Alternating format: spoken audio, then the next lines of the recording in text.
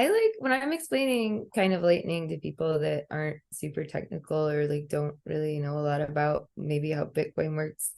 I think one thing that I find really interesting about lightning and that I think is useful for maybe understanding what's going on there is one thing that's cool to remember is lightning kind of came out of this idea that transacting on the blockchain, so the layer one, is kind of like the court of law, and that you can have contracts and relationships and economic relationships with other people where you only have to go to the court of law or the layer one in the case of a dispute or a problem, or where the other party in your contract stops responding, right? So the idea with like lightning is that we can transact, people can transact peer-to-peer transactions. They can exchange Bitcoin in a trustless way without having to talk to the blockchain, except in case of there being a problem. So it's like you and your friends can make a contract. You have a lawyer draw up a standardized contract. You guys can make a contract, and you and your friend can do business with this contract, and be successful at conducting business between the two of you. And most times there won't be problems, right? Most of the time you and your friend will agree on what you've agreed on, and you'll like trust that the contract is correct. And most of the time you don't end up in a court of law, right? So one way of thinking about lightning is the spec developers like myself, or like the lawyers, we write up the rules and the contracts. And then the lightning implementations kind of use these contracts to talk to each other. So whenever they create a lightning like channel, so to speak, that's really like opening up a contract in a shared joint banking account, so to speak, between two people.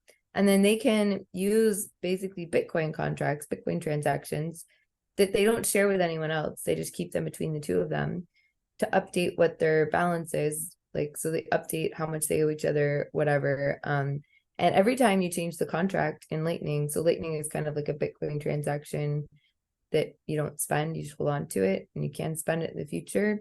But what you take whatever that transaction says that like we'll have like, let's say I have a Bitcoin and you have a Bitcoin in the channel, we'll have a contract, we'll have a signed contract, and both of us have to produce a signature to make that contract valid. So every time we change the balance, we just write a new contract and we both sign, we just produce signatures for the new version of the contract. And then the most up-to-date version of the contract will have both of our signatures, which in terms of like, when you go to a court of law, you're like, here's the contract, we both signed it, right? You can take that. In this case, it's not actually a contract, it's actually a Bitcoin transaction, which are sort of like forms, and you need signatures to make them actually valid on chain. You can take that signed Bitcoin transaction to the blockchain, which is the court in this case, and have them figure out, okay, is this a valid transaction, etc. So that's why Lightning works so well and so fast, is because in order for two people to agree that their balance is changed in Lightning, all you need to do is get two new signatures, right? And with like modern communication technology, that's really fast. That's as fast as your network can work, right? And how fast your database can save it to disk. Like, so how fast can Lightning payments be is like how fast is your network connection and how fast is your hardware where you're saving the new signatures, right? Because you don't want to count it as saved until you've saved it to disk, right? Like that makes sense. So Lightning is a lot faster than on-chain, because in on-chain you have to wait for a miner to take that transaction that you've made with the form and include it in a block that they're making. And there's a lot of other people that want to do it. So you're like kind of competing with whoever else wants to transact at the same time. And it's this big global, everyone in the world using Bitcoin is all competing for the miner's attention, for the miner to add that transaction. Whereas in Lightning, you already have, so there's setup costs, because setting up all these contracts to be able to do Lightning payments takes time, right? That takes a transaction on chain to set up that contract.